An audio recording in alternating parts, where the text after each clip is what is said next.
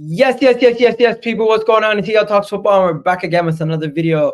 Thank you, everybody, for helping us get on our road to 27K. Make sure you guys hit that like button right now. If you've never subscribed to the channel, please do. It helps out the channel massively. Also, don't forget to check out our title sponsor today, SofaScore. There will be a QR code where you can scan that QR code to get straight to downloading the app. It is absolutely free, and it will get you linked up to everything you need to know about football. Aren't you sick and tired about missing scores, missing games, and you don't know what happened? Well, check out SofaScore. They'll get you hooked on everything. But yeah, before we go any further, today it's a little bit of a different show. Yesterday we did the Arsenal panel show. We do vibes from the six.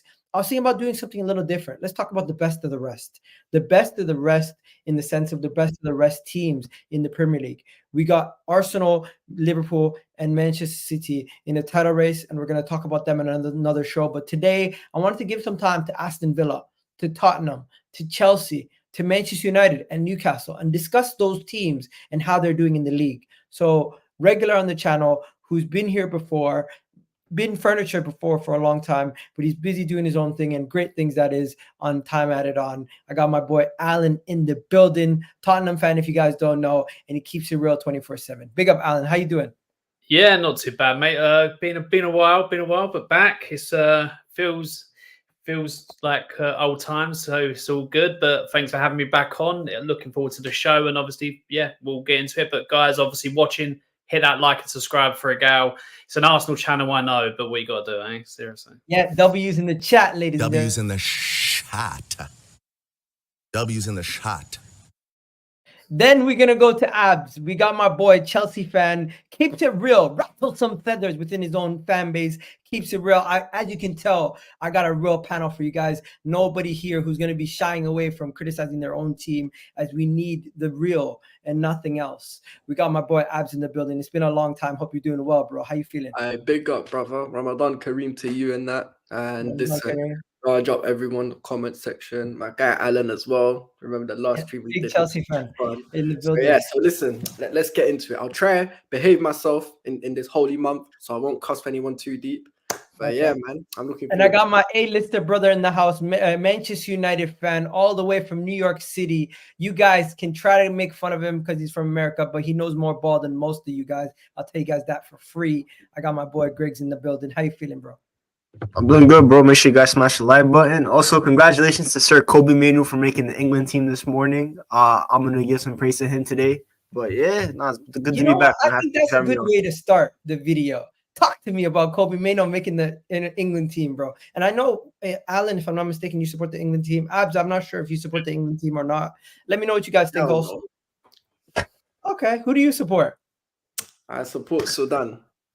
Okay. Big up Sudan. Talk to me though. How you feeling? How you feeling about Kobbie Mainoo making the team, bro? Fully deserved.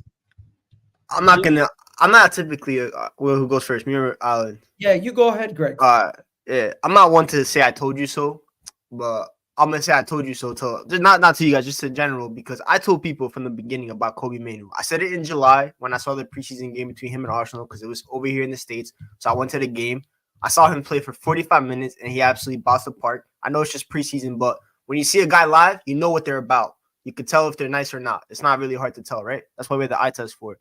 And he looked cool. And he got the injury, and then we had to wait for him to come back. And then from the moment he stepped on the pitch against Everton in October, that first game, I could tell we had a special guy from Carrington once again. We don't get many of them. We get about, I'll say, one per generation.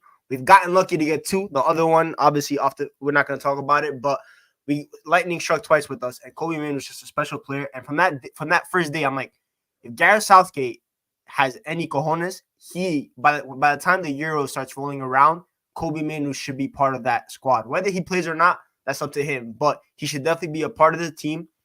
Maybe this is the perfect time to give him some game time, see how he looks with these players, because Kobbie Mainoo's never played with this level of talent before. He's been playing with Scott McTominay and Bruno Fernandes for the past 3-4 months.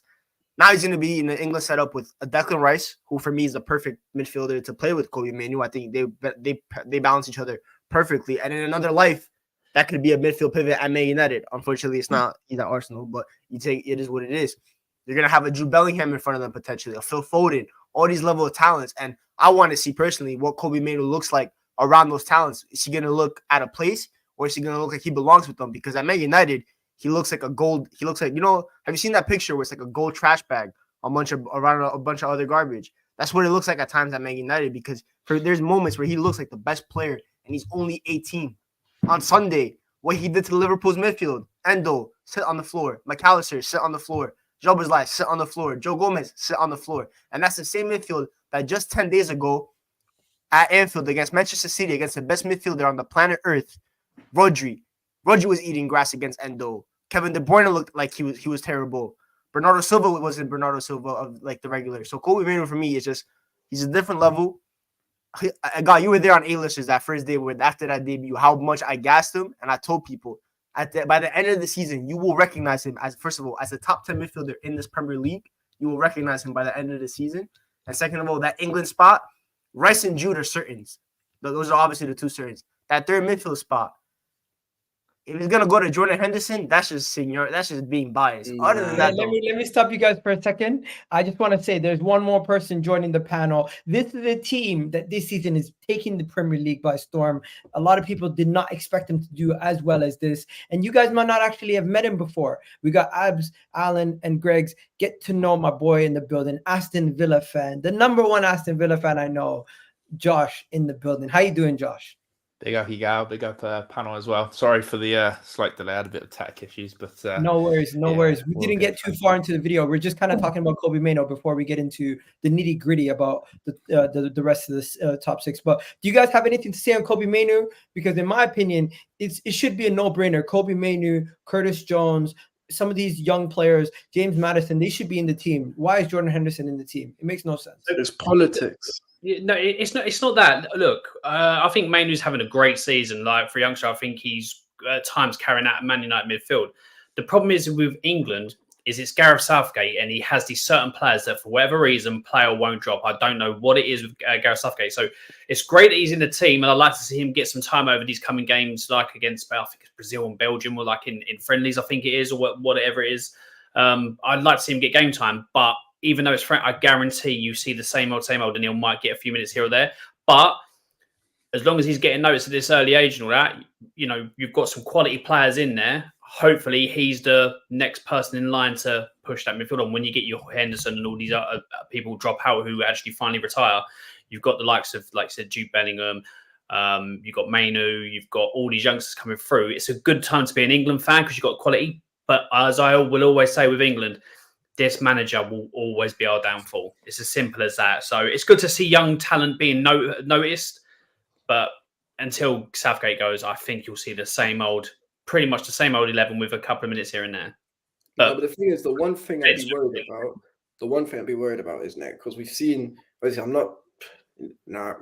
before he fell off, putting the disclaimer in there, when Callum Hudson-Odoi got called up to the England squad, it was basically just to make sure that he was next. Because at the time, he was a bright talent. He was, touted as one of England's next big stars or whatever. And then he's fallen off. He's committed there, and now he can't really get back to the England squad. So my worry is that you see with Kobbie, because he's obviously got the chance to either play for Ghana or for England. So Southgate is just trying to protect the asset in the sense of, okay, so if shit goes wrong with Henderson or whatever, then I can just fall back on Kobbie Mainoo, innit? But even then, if you really deep it, Henderson should be an option, because surely if you don't want to play Kobbie, you'd go with Foden in midfield anyway. Foden and Jude and Rice as your midfield three. So I don't know, but listen, big up to him. He's a baller, and he shows and he proves my saying, that if you're good enough, you're old enough. This whole age, young, he needs to grow, give him time. If you're good enough, you're old enough. It's that simple. Don't bring me no age excuse. All right. You know what, Josh, do you have anything to say on Kobbie Mainoo before we keep it moving? No, my only point really is that when I think about the England setup, I'm a big believer in the players going through the pathway and the journey, which I don't know if you've seen the stat, but I think there's only been one other player since, I think it was Wayne Rooney, who has not featured or played for the under-21s and then played for the first team. And I think the pathway and journey of experiencing international football at any level, a winning mentality and winning competitions, wearing sort of the England kit is vital for me in terms of that development and journey. And sometimes you can fast track a player too much and too quickly not feel and see that. But again, you sort of talk about the games that he's played for at the top level. Well, really, he's only played Premier League. You know, there's a level of Premier League, then there's the Champions League, and that layer of playing consistently in that international and European football is obviously a different kettle of fish. That, you know, even at a basic level of Aston Villa, you know, at the Conference League, I'm still seeing the difference between playing in the Premier League and playing in Europe. So that's my only thing I would say is I love that he's been called up. I think it's a great decision. I would, though, if he isn't going to be in the squads, I do still want to see him be available for the under-21s at one point to not fast-track that age group and play. Let me ask you guys a quick question. Wouldn't Kobbie Mainoo get into all of your teams, though? Or is that crazy to say? At the minute, he probably starts for every midfield apart from Manchester City's. And when I said it, I got booed. When I said it, I got booed. I would say he wouldn't start for Arsenal, but he might start for Liverpool. Over Trossard in midfield, of course he'd start. No. He's not starting over Jorginho, Rice, or Jorginho. Yes. See, I'll give you that, bro. Listen, Kobbie. No, I don't really like doing. Does he start for Chelsea? Yes. Of course he starts for Chelsea. Alan, does he start for Tottenham? At the moment, I would say he would over Bentancur and Basuma because they've both not been at it. So at the moment, yeah. No, but would he start at Aston Villa, Josh? Yeah, he'd probably play alongside Douglas Luiz at the moment, again with our suspension injuries. So yeah, it's. I think there's no doubt he's a talent. And I think that whether he even plays or features is the bigger question, isn't it? So there it is. Let me ask everyone in the comment section one more time. Does Kobbie Mainoo start for every team in the Premier League besides Man City? This is it's crazy how quickly it started off by saying, guys, don't get ahead of yourselves with the generational talent stuff. Now it's like, you know what? Everyone's just admitting it. The guy's quality. And you know what? Greg's, you and Staffy were calling it from preseason. Big up to you guys. You guys got an eye for talent. Now, let's just shift over since we are talking best of the rest. I'm going to ask you guys, out of your 3 teams, out of your 4 teams, who do you think is actually like playing the best? Because at times, Aston Villa's played the best. At times, Tottenham's played the best. Chelsea continuously look good, but never score goals. And Manchester United, I would say you play the worst out of all of them, but you just get results somehow. Like, even when you're playing bad, where some of these guys, I don't know if they can say that. There's one thing you've said. There's one thing. It's not that we can't score goals. That's the opposite. We actually can score goals. We just concede goals for fun, innit? That's our problem. It's red light district at Chelsea. Okay, so you know what? I think the best way to do this, we do it in order, alphabetical order or top 4 order, whatever it is. Let's start with Aston Villa. What do you guys all have to say about Aston Villa this season? Because they have been flying. And I think we should start with the team that we're going to be discussing. Josh, take it away. What do you think about your team, bro? I think I've said this a lot recently. People want us to fall out the top 4, right?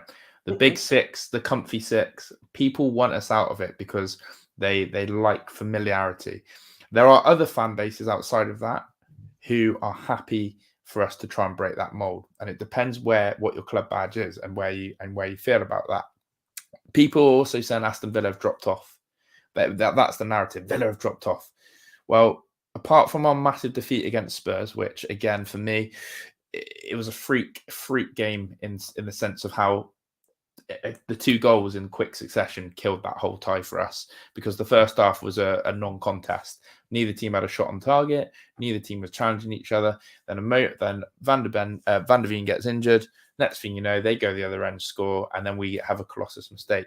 But apart from that, in the Premier League, you know, we've had 1 loss in the Premier League in our last 6 or 7. So we haven't fallen off. We've stayed in the top 4. We've maintained that. Do I think we've been playing well to our potential? I think the best Villa side you saw was when we beat Manchester City and Arsenal in that week. That was where Villa had almost peaked. We almost sat our stool too high. Beating 2 teams like that in the space of 3 days is unheard of as well, I think, in the Premier League. To go and have 1 big performance, but then to back it up again against the top 2, 3, unbelievable. And so that's where our standards have been set. But what's been probably different is we've had to grind out some performances. The Luton game, didn't play well, got over the line. Even Nottingham Forest at home didn't play well, but we were clinical. And West Ham again was a bit of a sign of, going away to West Ham. another season, we would have banana skinned that. We'd have probably come out and lost that in the end. And we've taken something from it. So, do I think we're going to stay in the top 4? I do. I still believe we're going to hold that fort. And that's the mentality Unai Emery is going to set, while also trying to win the Conference League. Say, hold up, wait a minute, something ain't right. Are you talking about Unai Emery? Are you talking about Unai Emery? Come on, bro. We've seen Unai Emery with Arsenal. That's why I'm saying this is going to be shaky for you guys. But I want to hear what the rest of the boys have to say, especially Alan, as he is your top 4 rival. And since we're talking about Aston Villa, Alan, feel free to talk about top 4, but and you want to jump into Tottenham, we're going to get into that in a bit. Just save the Tottenham section, but just talk about Aston Villa. What you got to say? You're on mute. I don't know why I was on mute.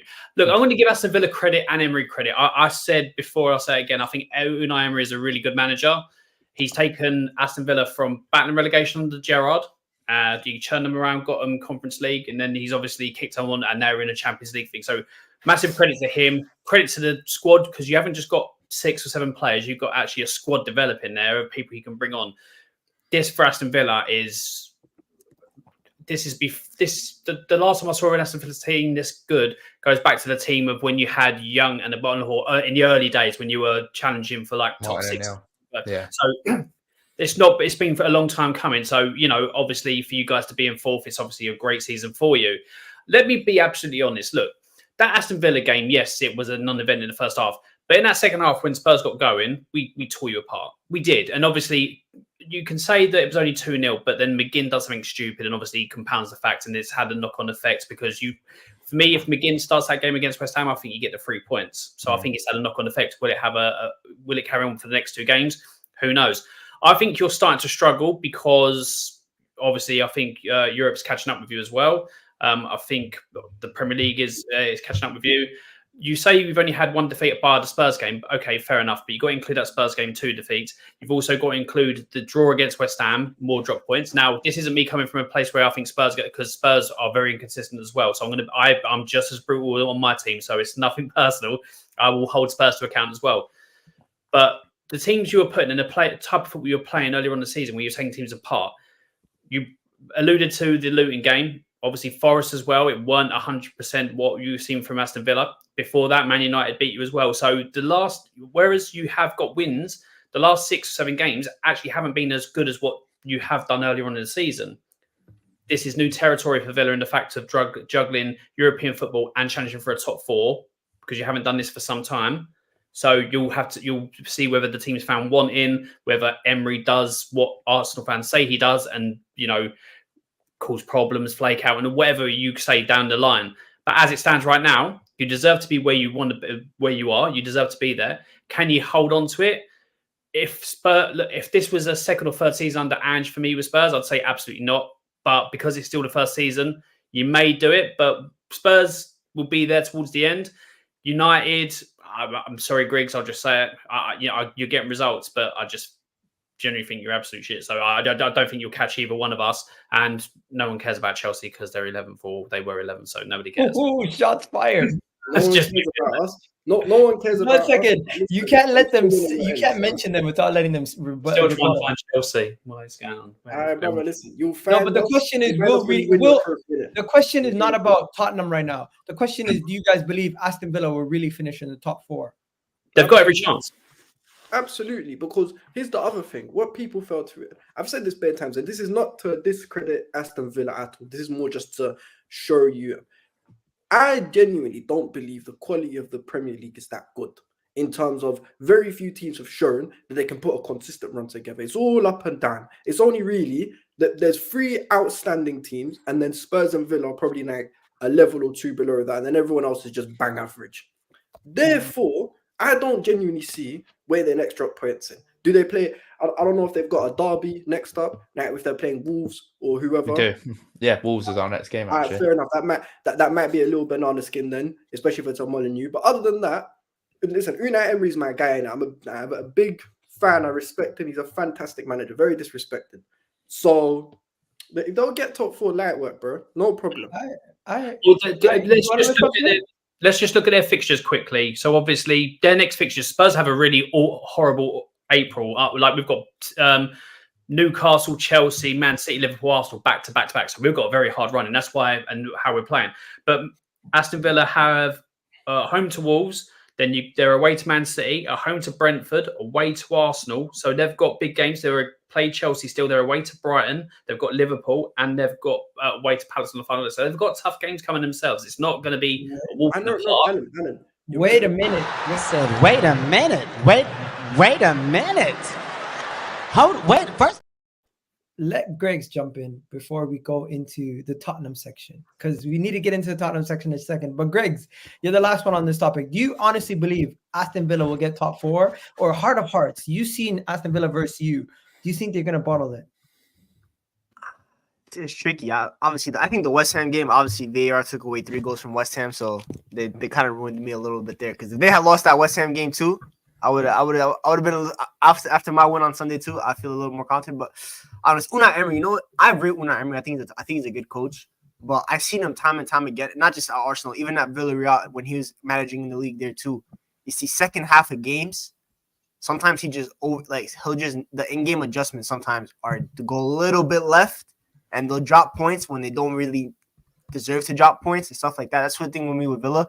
But I just think my team, I think that loss to Fulham killed my chances, in my opinion. And I think they're a little bit too far ahead to bottle it now. And looking at the schedule, I know they still have the top 3 to play, but I think they'll be able to rack up enough points. And I think even in Conference League, I think they're much better than all the teams in Conference League. Like, I know they have a tough match against Lille, and I think Lille actually the toughest competitor left in the Conference League. So if they get past that, then they'll have a game against Olympiacos, obviously my team in Greece, or Fenerbahce. I think they're much stronger than those teams. So I think Unai is experienced enough to be able to coexist with Europe and Premier League. And if this was the Europa League that they were playing in, it'd be a little bit different, because Europa League guarantees you Champions League, right? Conference League does not. So because of that, I think he'll still have a bigger eye on the Premier League, because it guarantees Champions League as opposed to Conference League. So I think he'll be able to prioritize it enough, even in retrospect with Conference League, that they'll be able to just sneak it. But I don't know if they'll finish 5th or 4th though, because that 5th spot's getting Champions League, by the way. That's pretty much a guarantee. It's all I gotta say is, Greg's, we're gonna have to wait and see what happens at the end of the season with Villa and stuff. But for now, I need everyone in the chat to do me a favor, hit that like button. We got 637 people watching across all platforms. On TikTok, on Twitter alone, we have like 500 of you guys. So do me a favor, follow my account. And also on my account, you can see all of these wonderful people's Twitter accounts also. So make sure you give them a follow also if you like any of their opinions. And while you're here, don't forget to come check us out on YouTube. It's absolutely free. And there's content that you're not going to see on Twitter, on YouTube. So come join us on YouTube and you'll see some more exclusive content here. And to the people watching on YouTube, do me a favor, hit that like button. It's absolutely free. It doesn't cost you a penny. But before we go any further, I just need to say, are Tottenham the best of the rest? Honest question, because this is the Tottenham section now. Can you guys honestly sit there and tell me, is there a better team than Tottenham outside of the top 3 teams at the Premier League table? Because I think Tottenham are the best of the rest. And I hate to say it, but I genuinely think they are the best of the rest. Do they deserve that tag? Do they deserve that award? Do they deserve that? What do you guys think? No. Nah. No. 100% no. I think Sounds like haters to me. I'll go off a couple of things. The league table for me never lies. So that's the number one. They're not the best of the rest. That is Aston Villa, the best of the rest right now. Number 2, consistency. I mean, again, it's already been mentioned previously when talking about Spurs, but I would say at least with Aston Villa, we have been consistent in the sense of performances, maintaining it from September to where we are now. Spurs, first 9 games, people were talking about Spurs winning the league. You know, it was getting crazy chat. And, you know, I've heard other people on this platform talk about that if Spurs had their best 11...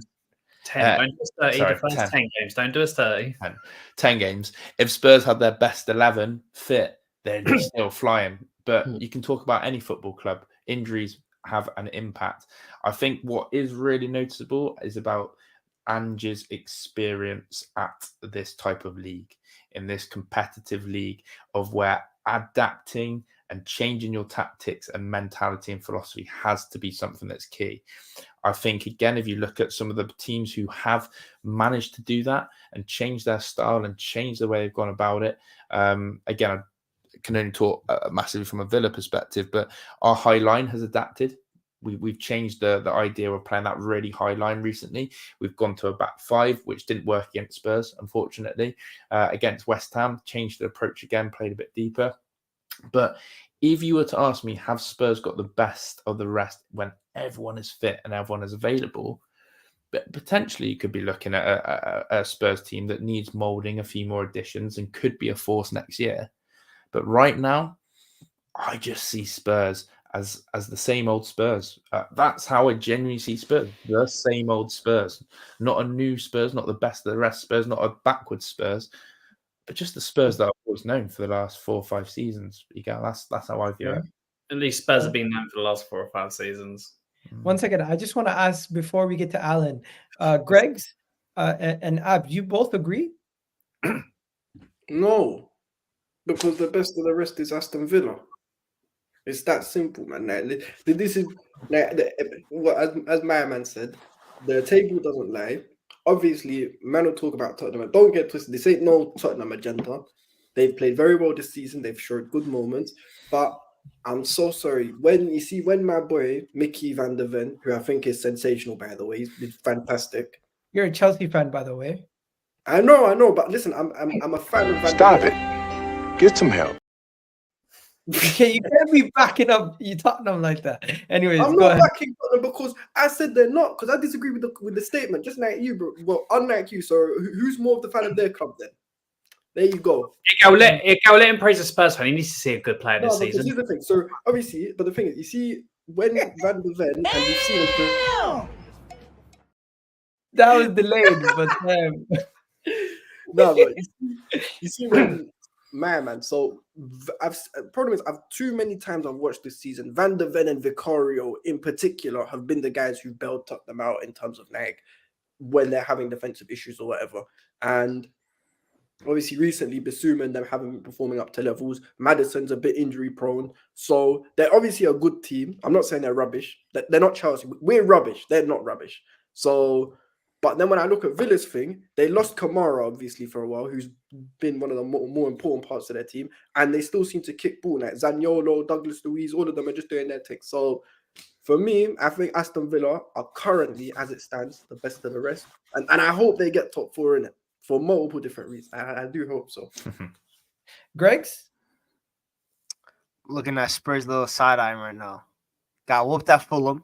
Not just beaten. They got whooped up and down the pitch. Rodrigo Muniz literally cooked them. It was embarrassing. Anthony Robinson. And I'm looking at that gauntlet schedule in April. St. James Park. City. They got City at home. Anfield. North London Derby. Even Chelsea. I think Chelsea have a real chance of beating Spurs at the Bridge.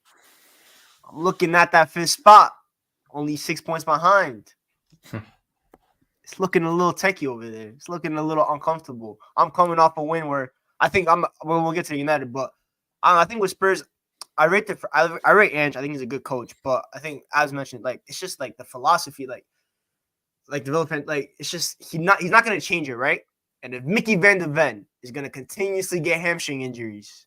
There's a curse that's known as the white man PNP curse. They're cursed to not have PNP for a long time. And those injuries catch up. Without Mickey van der Ven, because a lot of people talk about Kuti Romero and all this kind of stuff. For me, Van der Ven's the most important center back at Spurs. I think just his ability to play in the high line, how quick he is, his reading of the game is better. If he's out, if he's injured, that gauntlet schedule, Ange's not going to play a low block against Man City, by the way. He's going to play his style. Against Liverpool at Anfield, he's going to pull up with the same style. He's not going to change his tactics. He's not going to change philosophy. He's a very prideful man. He's Greek. I know all about that. We're very prideful people. We don't like to abandon our principles and stuff like that. So those games could get ugly. So it's up to Ange. I want to see what Ange does. I think for me, for this month, upcoming month in April, sometimes you have to drop your pride just a little bit. Just play a little bit more conservative and just go get points that you need, because now it's no longer what's it called? August through like February, that's performance time of the season. Let's see how you look, stuff like that. Once March kicks in, once the leaves turn green on the trees and all that kind of stuff, it's results business now. And now it's about getting results. It's not about how you play. You can play the worst style of football, but if you win, that's all that matters now. That's what it takes to get. Let's hear what Alan has to say. Pressure's on. So there's no pressure at all. Look, let me be absolutely honest. Before a ball was kicked, and you can go back and look on my Twitter feed, you can go back and look at my channel. I said Spurs getting sixth this season when Harry Kane left would be a good season. We're ahead of where I had us, and we're challenging for top 4. Now, are Spurs dropping points too much? We absolutely are. But what I dislike about football fans who give their opinions on Spurs is they forget it's all like recency bias about what's happening. Yep, we didn't like Fulham. We spanked Villa and then we go and lose to Fulham. Typical Spurs thing. I completely agree with you. No doubt about it. Not good enough across the board for Spurs. We had chances to go 1-0 up. We didn't take them and then Fulham just took us to pieces. I don't deny that. Let's look back earlier on in the season when we had our team fit against Arsenal. We went to Arsenal and played Angie's way, and for large parts of that game, we're the better team. We should have, if we took Maddison and Son off, and then we just died because literally we were seeing that for a point. We actually went there, played football like Ange said he was going to do. Everyone was like, you go toe-to-toe with Arsenal, you get taken apart. Didn't happen, got a point. We went away to Man City with the following team. Vicario in goal, Porro, Emerson Royale, Ben Davies in the Doji in defence, Bissouma, Lo Celso, Brennan Johnson, Brian Hill, Kulusevski, and Son. Away to Man City. Did we get whooped? No. We grabbed the point. Spurs have the ability to play well against the big teams and play away. Yes, we haven't got a good record against Newcastle at home. I'm very aware of that, away from home. Same with Chelsea. I'm very aware of we've only got 1 win in 30 attempts there. So I'm aware of these problems. We've still got to have Man City and Arsenal come to us. We've got big games. Spurs have had it before in the season. This was under, I believe it was Harry Redknapp, where we had to win games back-to-back against Arsenal and Chelsea to get fourth that season, and we did it. So Spurs have history of doing that. Villa, this is why I'm saying Villa, this is an unknown quantity because you haven't actually been there, done it. We saw last season with Arsenal. Obviously, this is something different, going for the title. 8 points ahead and drop points and end up losing the title. So teams going up against where teams have done it before, Spurs top 4, Man City winning the league, pressure gets to you. Now, does pressure get Spurs as well? Absolutely, it does. I can't deny it does. It happens, but Spurs have also got to the point where we also get over the line and get Champions League football.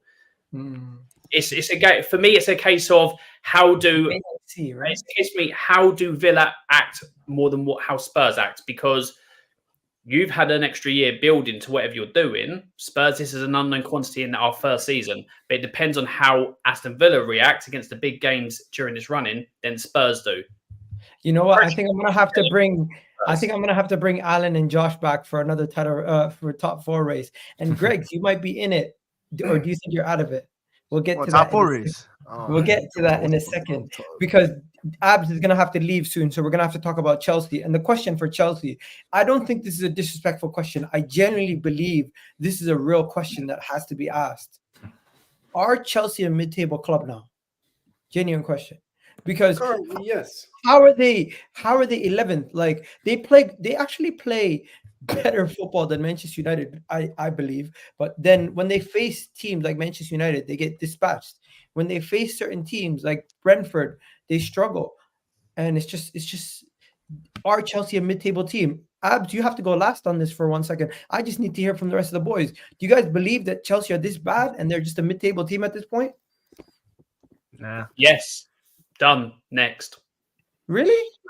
That's something about Chelsea. I don't know why, but there's something about them that I really like. I saw it earlier in the year. Then we beat the crap out of them at Old Trafford. Then I'm like, maybe I was wrong. And now lately again, I'm seeing it. I know it's just like less than the FA Cup weekend, but Carney's back now. I have a lot of stocks on him. I really liked how he played earlier in the year before he got injured against, I think it was West Ham. I think he's a good player to have. Nico Jackson, I've been really high on him most of the year. I think there's a real good player in there. Unfortunately, he did not get blessed with ball striking. If he had the ball striking of Darwin Núñez, this guy would be a serious problem. But he did not get blessed with that. Cole Palmer is really good. Raheem, they just have to find a way to get Raheem Sterling out the team.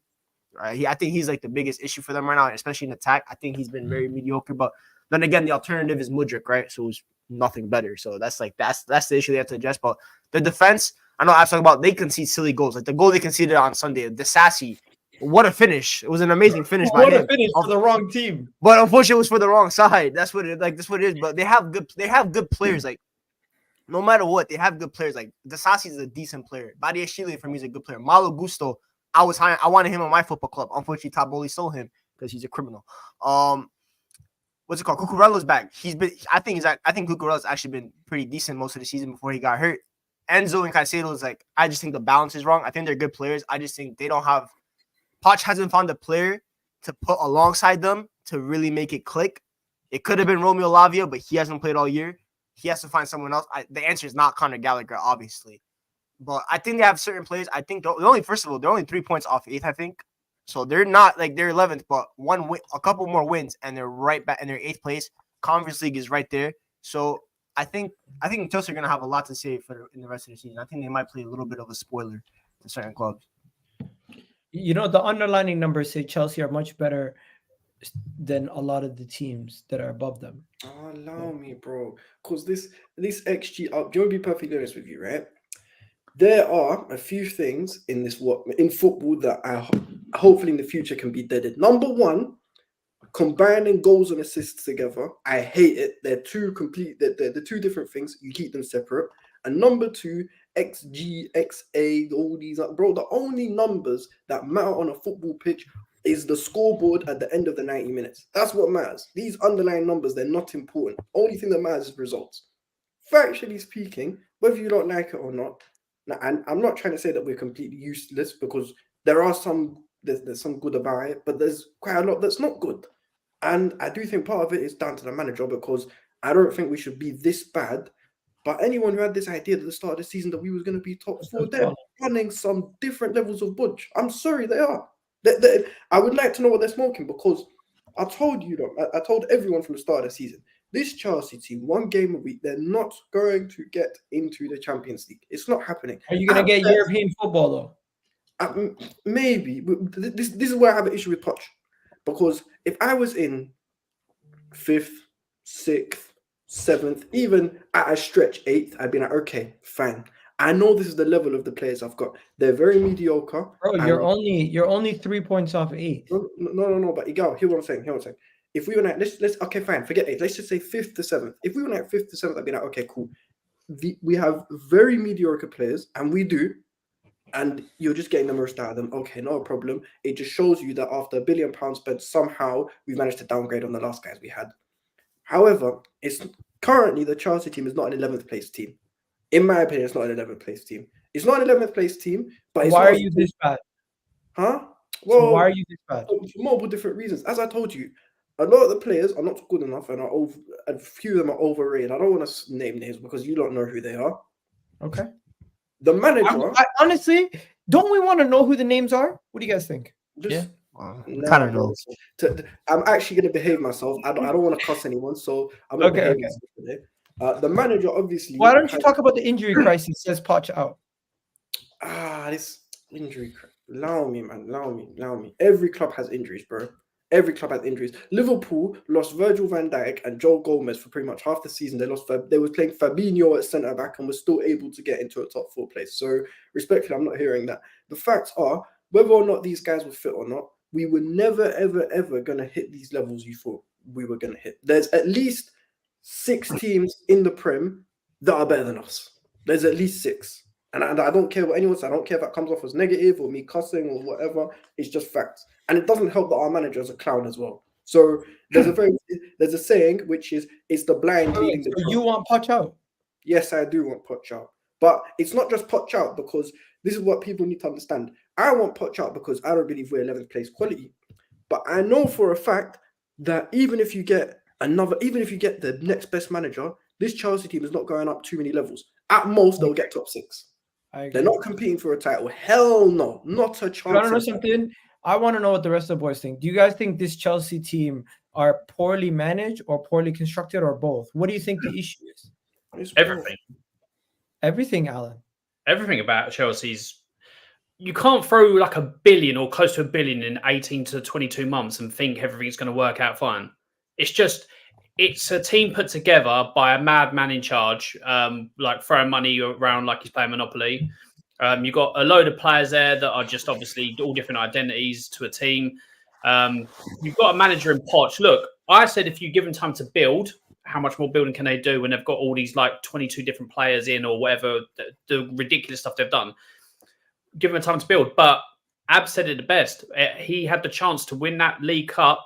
They were absolutely outplaying Liverpool in that last 15 minutes, got to extra time and was an absolute coward. So he's not going to win anything. Get rid of him. I still think you've got major problems there at Chelsea. It's just poor. It's a poorly run team at the moment. You had one sugar daddy that obviously done well, and then you thought it's going to happen with the next one. You got him in charge, and it didn't work. Alan, do you wish Levy was that madman who spent money? No, I don't want him. I want somebody who's going to be spending, but spending correctly. I don't want Levy just to spend. He has to spend correctly and back a manager. There's a difference between overspending and spending poorly like Chelsea have done. You spend correctly, you spend enough and spend correctly on the players you need for the right manager, for the right system. That's how you do it. The whole, we just buy and spend 400, 500 million. No, it doesn't. Greg, you're always too nice to Chelsea. You must believe Chelsea's going to get out of this. But I think with me, my issue with them is I think there's like a decent squad, and I do think they need a better coach. But I think for me, when you look at a young squad like that, I think one game a week is a hindrance more than a positive. This team needs more games. They need more time to gel with each other because people can say, okay, they won the Prem in 2016, right? We're playing one game a week, but that squad was a veteran squad, so those guys already knew how to play with each other. This team doesn't know how to play. Like Alan mentioned, it's a mesh of everything. Those guys need time to gel together, and they need more games. One game a week doesn't really help them. That's why I think even when you look at it lately, they've been playing a lot more games, right? Because they were like in both domestic cups and in the Premier League. They're starting to look a little bit better as the season's starting to get closer to the end. But I think I think Poch doesn't fit this team. I think he's a decent coach, but I think the profiles that Bowley assembled need a different type of coach than Poch. Because for me, he's a high pressing manager. This team is not really a pressing team. They're more of a possession style team. When you look at like the likes of Enzo and Caicedo, who came from possession style teams. So I think Bowley just needs to go find the right guys that actually know about football, not about baseball and all the other stuff that whoever he's hired. Wait, lads, can I ask you one question, right? Because I've got to run in a little bit. Genuinely speaking, have you ever seen a club spend £1 billion and not have a single world-class footballer to show for it at the end? Has that ever happened? Even us, when we spent $1 billion, at least we walked out with Paul Pogba. There you go. Therein lies the issue. So this is why I keep telling, man, you can sack Poch, and I'm not saying he doesn't deserve to get sacked because he does, but we will not make it out of the hood in terms of getting back to where we want to get to. And I know no club has a divine right to be at the top challenging for the title, but we will not get back to those levels if we continue down the path we're going under. Yes. Do you want Tuchel sacked, by the way? Absolutely not. Absolutely not. Okay. Let me just ask Josh quickly before we move on to Manchester United. And I know you're gonna have to go, bro. So big up Abs for joining. But if you want to hear what Josh has to say, Josh, do you have anything nice to say about Chelsea?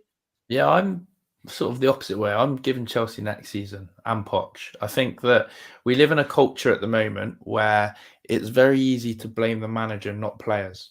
Where is the heat and criticism on some of these players? It's always still in the Enzo, in the Caicedo arguments, in the Sterling arguments. I'm always hearing it. It starts off on the players, then transfers to the manager. And for me, what I believe is that this team needs another season under Poch. And I hate to say it because it sounds awful to say this, but they need a transfer window where they're going to be guided properly. I think the one problem I have with Maurizio Pochettino is that the one advantage he had was that he had a long period knowing he was going to be Chelsea manager. So he had a long time when it was announced to plan for the summer, to plan for pre-season, to plan for the transfers. And it's clear that, again, questions for me have to be asked. If Maurizio Pochettino had the ability to do his own transfers, handpick his own players, be in control of contracts, be in control of the wages, etc., I think we would have seen a different outcome. But this is why it's really hard, because if I don't know how to judge Pochettino's ability of coaching. I don't know if he can improve players to the level they need to be to compete for titles, because his track record, being at Spurs, he didn't win anything substantial enough to show that. He's now gone to Chelsea. He's got to try and prove to people again that he can coach good top players, but can he coach them to title winners? And I think Chelsea's problem in era and Poch has now is, as you sort of alluded to, the best of the rest. You're competing against three incredible teams in Man City, Liverpool, Arsenal. No one can get near those guys right now. No one can get near those guys. Even Manchester United, when they go and spend in the transfer window this summer and they go and recruit, how do you get near Arsenal, Man City and Liverpool in this current climate when you've got Pep Guardiola as a manager, Mikel Arteta, who's evolving into a great manager, Liverpool, who knows? But we've been competing against Jurgen Klopp. How do you get near those top three managers? Let me ask you this. Do Aston Villa finish above Chelsea next season, in your opinion? Yes, I don't think we're going to do a Newcastle. I don't think we're in Newcastle, because I think Newcastle got very lucky last season. I think they rode a good wave and rhythm, but there's a levels between Eddie Howe and Unai Emery. And I'm going to put this again. I think Unai Emery is up there as, you know what? He could take Chelsea to the next level. That's how I see Unai Emery. I think he could take Chelsea to the next level. Get Harry Potter back is what I say. Get Harry Potter back. We're gonna talk about Potter in a second. Do me a favor though. There's over 939 people watching right now. Abs, big up to you. You gotta go have a good one. All I gotta say is, everybody watching on Twitter, do me a favor, come join us on YouTube. You're missing out on some exclusive content that you can't catch on Twitter over here on YouTube. So come join us here. We got Josh in the building, who's also has a Twitter account. Alan has a Twitter account, and Greg's has a Twitter account. Check them out also. And make sure you like the post. It's absolutely free. So W's in the chat, guys. Let's keep it going. W's in the chat. Get it going, though, people. We got to talk about Manchester United now. Guys, Southgate could be leaving England and becoming Manchester United manager come the end of the Euros. I want to know, are any of you guys worried if Manchester United get Southgate? Are any of you guys laughing? Like, what is your first thoughts? Because I'm worried. I'm jumping into the Hudson River. Talk to me, bro. You're nowhere near the Hudson River, if I'm not mistaken. I am. It's local. It's about there. It's a 40-minute. It's a 30-minute drive. Okay. But not. First, we're not getting Gareth Southgate. That was like international break news. It's not happening. I think I have a good grasp of what's happened. Of who is available, but there's also a chance of Ten Hag cicada, as Piqué once said with Neymar. He might stay, but I think with United, I think Sunday might be the actual turning point of my season. The way we won, the way the Old Trafford was rocking, the way that the players felt after the game. We're getting some guys back now. Lisandro Martinez is back once this international break is over. Mason Mount is back now. Højlund's back as well from his like little 2-week injury. I'm starting to see like that collective. I know it's just the FA Cup, right? And it's like a one game. It's like a cup match. Like you just got to go for it. But I saw some things. I think Ten Hag's for the first time in like the whole year, Ten Hag actually spoke well in his post-match presser. And I think, you know what? I think he started mentioning. No, forget. Disregarding that game. I'm talking about like the way that he saw the game. I'm talking about like the way he saw his performance and stuff like that. Forget about that he complained about the Arsenal game, whatever. Sometimes he's. Yeah, let me just stop you there. Everyone in the chat, let me know if you agree with Greg's. Was that win in the FA Cup the turning point for their season? Bro, it's kind of crazy to say your turning point in the season is in March. Is that not crazy, guys, or am I tripping? No. But when you factor in though, it's like who we beat. We beat our biggest rivals. First of all, we beat our biggest rivals. And second of all, it's okay. Yeah, it's a little late, but there's still a lot to fight for in the season. We still got a top 5. A little late, bro. 10 games left. Yeah, but we're right. I think we're 6 points behind Spurs. They're right. They're not that far ahead of us. It's not like it's an insurmountable. Wait, you think you can catch Villa and Spurs? It's possible. It's possible. Let's talk about you never it. know. I think this team is starting to. I think this team is starting to fight. You know this because a lot of people have said the opposite of me. I said this team has never given up on Ten Hag. I've seen what a United that down tools look like. This is the opposite of that. The way they fought on Sunday, and I'm like I said, we're getting guys back, and we all talk about the injuries excuse, right? When Man United's best 11 gets put on the pitch, Ten Hag's plan looks a little bit clearer. It's still a little blurry. I still need glasses for it, but I need a different focal to watch it. It's a little. So I need the biggest focals when Lissandro's not on the pitch, but when someone else is, he's not that. The way he got really mad on Sunday when like his center backs weren't being aggressive. He's starting to clock on. I think he had a concussion for the whole year. By the way, I think he had a concussion. I think the concussion. Ten Hag has had a concussion for the whole year. What the concussion is finally healing. He's starting to actually. I don't know who hit his head. Maybe it was his wife. Maybe someone else in the street hit it. Maybe Staffy hit it, bro. I don't know. Crazy. Something about Sundays, bro. That kind of game, it was just something that can change it. And I don't know. I think we have I think there's like with United players. I think there's a bunch of there's a lot of like bad quality, but there's also a lot of good quality. What do you think about Harry Maguire's left wing? Oh, Harry Maguire, Maguire McTominay 4-4-2 in 1999. Fergie could have cooked with it. Obviously, it's 2024, so that's not working. But I think if we can somehow get our full starting 11 for the next 10 games, I'm not asking for. It's not like it's September, right? And I'm asking for my full team to be healthy the whole year. I'm asking for it to be healthy for 10 games. That's all I'm asking for. Onana, Dalot, who for me has a real shout of being one of the best, being the best right back this season. Licha, Varane. I don't have a left back. That's my only issue. I do not have a left back. That's my one concern. I do not have a left back. I need to get these guys involved because that's a problem.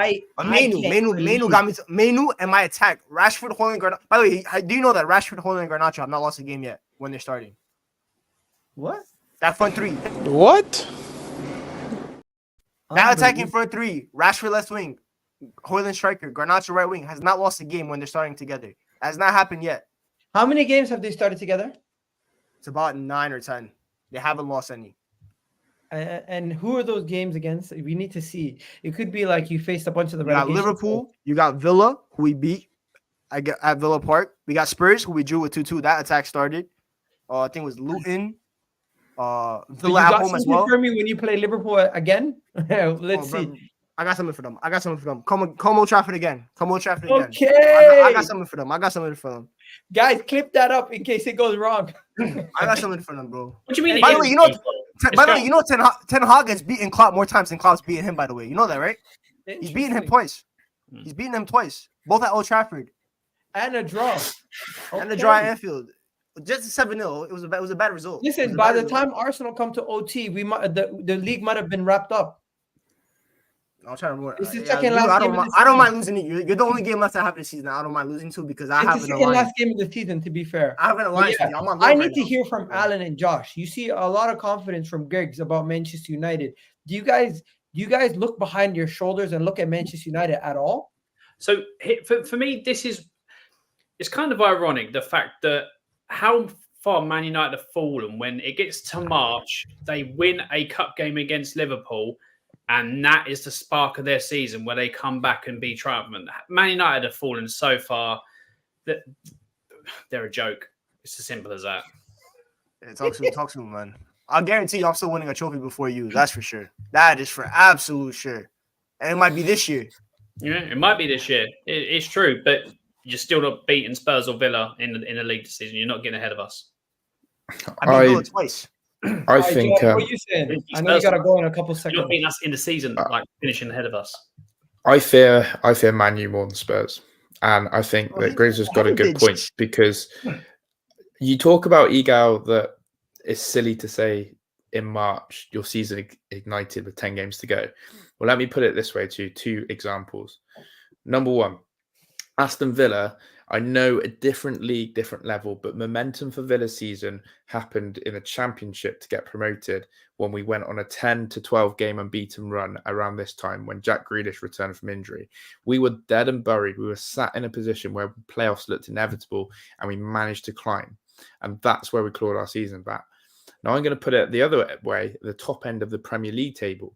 Arsenal season could fall in 10 games. You've been at the top or near the top for the whole season. But do you know what? It's all about how you end a race. It's all about how you finish.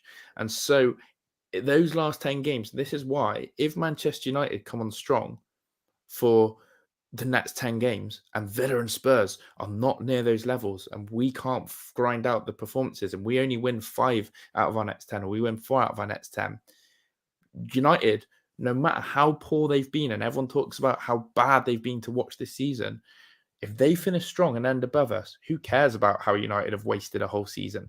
Who cares about the style of play that Ten Hag's had? Who cares about this concussion that's nearly knocked him out, but Liverpool somehow he's taken a tablet and now he's fine again, right? And so we judge Liverpool. We're going to judge Man City. We're going to judge Arsenal on these next 10 games in the Premier League because ultimately that is the decider. So would you rather be, let me put it this way, would you rather be Spurs who started the first 10 games flying, or would you be Man United end the last 10 games well? Which one would you rather? So you're answering with a hypothetical because we don't know what the last 10 games are going to do. By the way, I've seen this happen before, by the way. I've seen this happen, this exact story in 2019-20 when Leicester were in the top 4 the whole year. United were ass the whole year. Lockdown happened. We came back. I got my guys back. Pogba, Rashford returned. And we played about, I think, 13 games. Lockdown Martial. Lockdown Martial. We'll never forget. I think it was about 14 games left. United didn't lose a single one of them. I know what this team can do. Bruno as well, when he came in, he also did their spark. I know what this United team can do. I know how bad they are, and I know how good they are. And what I tell you about 3 months ago, I say Liverpool are the final boss of stealing points when they don't deserve to get them. But the apprentice, the prince of that, is Manchester United, and we know how to steal points. We didn't deserve to get 3 points at Villa Park, but McTominay scored a winner. Yeah.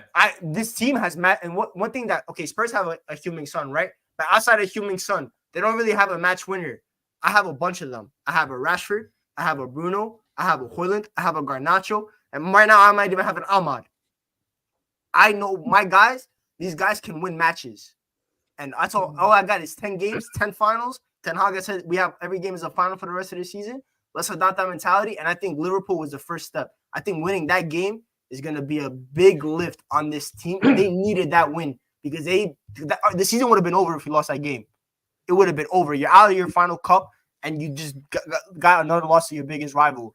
Now you have an international break. You can heal the bodies and all that kind of stuff, and you come back. First game is Brentford away. That's a tough game. Go get 3 points under the lights at that stadium, and then we go from there. So I think United got a shot. All of that for got a shot. Thanks for that. Well, I got a shot. That's all I asked for. I'm 10 games. I'm gonna go hunting now. All these match winners. You got all these match winners. Why have you got just a shot? I'm behind. The pressure's not on me. The pressure's on your two clubs. Don't bottle it to me. We've been horrible the whole year. Don't let the worst United team in our lifetime get top 4 because then the league is cooked. This is a shit United. I just want to say one thing quickly. Top 5, we got over 1,000 people watching. Big up to you guys on a Tuesday evening at around 10 o'clock. We got over 1,000 people watching on all platforms. So big up to all you guys. Do me a favor, hit that goddamn like button right now. It's absolutely free. And of course, don't forget to come check us out on YouTube because it doesn't cost a penny and it definitely supports the channel massively. So please do that right now. Before we go any further, I'm just going to ask you guys for who do you think is going to make top 4 and who do you think is going to finish 5th? And where do you think the balls will fall with the top 4 and European spots? So not the top 3. Forget about the top 3. Before we do that, can I just I just wanted to obviously come back at Griggs and obviously for you. Let's look back to the start of the season. The eve of the season, Spurs lose Harry Kane. Rivals and pundits alike, Spurs, bottom half team, most going relegation candidates and all this BS that went with it. Are Spurs anywhere near that? I never heard that. I never heard that. Nah, who said relegation candidate? That's crazy. Hold on. No. There was a lot of people saying that. Yeah, there was. Trust me. Again, we did streams together where people were saying stuff like that. So again, them guys got the same concussion. Obviously, they're bantering. Banter. That's banter. That's banter. Loads of people. Hold on, let me finish. Loads of people on the socials as well. Harry Kane's gone. Spurs relegation. You can shake your head all you want. Banter. It's absolutely true. Again, I've sat here and let you guys talk, and now obviously you're talking over me. So there's the truth to that. Let's talk about the start of the season when Man United fans were going, "Hold on, with the stuff we're doing, there could be a title charge here." Would I rather be at this point in the season, Spurs in their season based on how we start the season, or Man United? I'd rather be Spurs right now in the fact that we started a new thing and where people had us all saying we were going to finish to where we are now compared to what Man United fans were tooting their own horn and were you going to challenge for a title and do all that to where you are now. I'd rather be in Spurs' shoes. I'd rather be in Spurs' shoes. I never said you're right. I'd rather be in your shoes because you're in the top 5. So I understand that you're So above that me. aspect of where we are going with this manager and all type of Oh, in the future? Nah, I'll take my squad. I'll take my ownership group. I'll take my money because I believe we have the money to retool much quicker. And if I get all I need is a right gaffer. Then if any so everything's fine at United and you just need the right manager. Everything's perfect. You just need the right manager. That's what you just obviously said. I need better players as well. But my nucleus, I have a nucleus now. For the first time when United are going into a rebuild, I have a nucleus to build around. I have my number 9 for the future, for the next decade in Rasmus Højlund. Okay. I have my star boy in Kobbie Mainoo, who I know I can build a midfield around. I have Marcus Rashford, who can still provide goals and assists and all that kind of stuff. I have Diogo Dalot, who for me can end up. He's only 24. Are you saying you're in a better situation than Tottenham going forward? Yeah, that's what you said. Yeah, I agree. Alan is worried. He's worried. You're fearing that slip up. I think. Bro, there's never going to come a point where I think Spurs are in a better situation than Man United. Yeah, I'm never reaching that point. Hold on. No chance. You're saying I'm fearing the slip up when I predicted my team 6th. How's that slip up from where we are now? How's that slip up? What do you mean slip? We own 5th. So you're worried that United are going to overtake you. You're saying about a slip up. I had Spurs predicted at 6th. So if Spurs finish 6th, where I think that's a Spurs season I was expecting. That's so Spurs. That's so Spurs. No. That's so Spurs. We can't do that. Don't run. It's not. We wouldn't know what the thing is because you're new here. Banter club. Context changes. Context changes. Just about your banter club. One season, you're flexing with nothing in the background. I haven't flexed. I don't flex. This is the issue with Spurs fans. This is the problem with Spurs. This is the problem with Spurs fans. They nibble very hard. You've seen it with Deji, right, and Alan here. They nibble so hard because the lack of trophies bothers them. How can you say that Manchester United not in the right road? Manchester United will win a trophy before Spurs. That is a fact. When did I say? Hold on, I'm not on about you. I'm not about you. I don't need your opinion. My fellow UCL winner club, man. You see, these guys get it. Heritage. Hold on. So this is what happened with football fans. When obviously there's nothing there you have to go with the trophy thing. It's what I laugh at all the time with rival fans. As soon as there's nothing to come back with in the football aspect, what we were talking about, you go to the trophy excuse. You're very defensive. I'm not defensive. You are. I haven't flexed about Villa. You go to the trophy thing all the time. It's the little thing where you can't come back and you go, trophy. But we're little Aston Villa. We're little Aston Villa, apparently. So, no, but honestly, listen, all I'm saying is Manchester United, in my opinion, before you shoot my opinion down, I'm with Griggs in the sense that I believe that Manchester United, are in a better setup, better set of hands for the future. And by that, I mean, I think they'll win a trophy in the future. I'm not talking about the past, Alan, before you get on me. I'm on about the future. I think United are set up to have a better future. I think the new ownership is going to bring in a new model at Manchester United that will be implemented quicker than at Spurs and at Chelsea ever will. I think the squad that you've got right now, as Greg was talking about, is set up in a way where there is potential. And that, for me, is why I hope Villa can emulate what they've done this season. And the only reason why I feel we can't or will be limited is because of the lack of spending that we're going to be able to do compared to Spurs and compared to Man United. That is Spurs and Man United's advantage. You can spend more than us. You'll be able to do more than us. But we have a better manager, in my opinion, than both United and Spurs, which hopefully will show us consistency to stay where we are. Is Unai Emery better than... Yeah, he is actually, historically. His trophy, again, I know people, Alan hates the mention of trophies, but that's why we play football, right? To win trophies. Unai Emery has won a trophy. He never said he hates trophies. He just... Okay, but the argument, I'm going to go to the argument of why he's the better manager, though, before I get shot down, not talk about philosophies or XG. I'm going to talk about what a manager's judged on. Winning trophies. Unai Emery wins, his track record is he has won a trophy every other season. Whether that's a European Cup, whether that's a domestic cup, he has won a trophy every other season. He has managed some massive clubs in Europe. And unfortunately, the one where it mattered in the Premier League sort of fan base eyes is what he did at Arsenal, because he slipped up in that Europa League final and he didn't win domestically. And so we as a fan base judge Unai Emery on that. But if we can look at Unai Emery... Say again. And PSG, where he in Champions League, Champions But League. who has won a Champions League for PSG? Think of the Nobody. turnover of managers they've had. He bottled the 4-0 to Barcelona, man. Oh, that was horrible as well. That was bad. That was bad. Yeah, he has one of the biggest bottle jobs in Champions League history. That was awful, that game for him. But he's also guided teams like Sevilla, Valencia, Villarreal, not the strongest of sides in Spain, into European success. Just to drop the back and forth quickly, just to kind of end it off slowly. Nobody mentions Newcastle anymore. Nobody mentions West Ham. Nobody mentions Brighton. Are you guys not worried about those teams at all? No. If Newcastle get an elite manager, I'm worried. I'm worried. This season you're talking about? Oh, this season, yeah. For this season, I'm not worried about it. No. Okay, so fair enough. So it's basically you three, and all three of you believe your team's gonna get it. Yeah, from where Spurs have found themselves, if we don't get top four, it's a failure for Spurs, and that's based on even before the start of the season. I'm not sitting here championing my team and then championing Man United at the same time. Okay, is it a failure for Aston Villa if you don't get top four? Where we've been in that position for most of the season, it will hurt. But if you were to step back and we win the Conference League and we finish fifth, no. Okay, Greg's, you finished sixth, it's a failure. You finish fifth, it's a failure. Well, if fifth gets me used, I mean, no matter what, I think the season's been a failure regardless because we've regressed. It's just if we get fifth, because I think fifth gets a UCL spot. So let's say fifth gets a UCL spot. It's just a salvage to the season. That's pretty much it. Okay. So you only think you're going to finish above one of these two teams. Which one is it? I think Spurs because they have the tougher schedule. Okay, fair enough. And Alan, you believe you're going to get fourth? If we don't get fourth from here, then it's a failure for Spurs, yeah. Okay.